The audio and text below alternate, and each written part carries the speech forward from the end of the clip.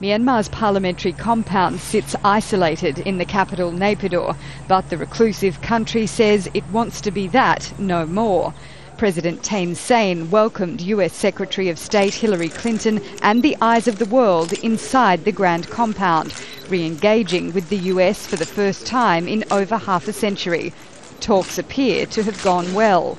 We want to see political and economic reform take hold, and I told the leadership that we will certainly consider the easing and elimination of sanctions as we go forward in this process together.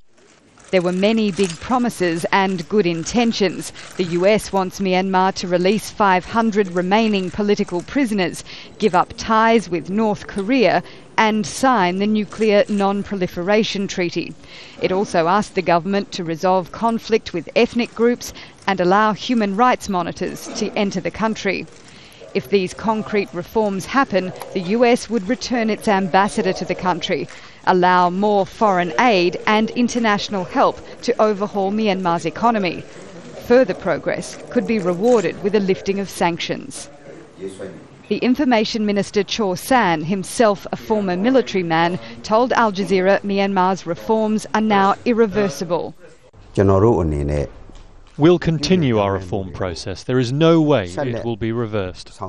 Clinton is now in the former capital Yangon, where she meets pro-democracy campaigner Aung San Suu Kyi. She too has been supporting the changes and may herself be elected to parliament in by-elections early next year. We'd warmly welcome Aung San Suu Kyi if she's elected to the parliament.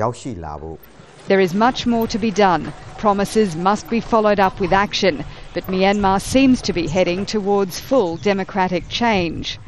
Judging from the size of the enormous parliament building, Myanmar has big aspirations for the future.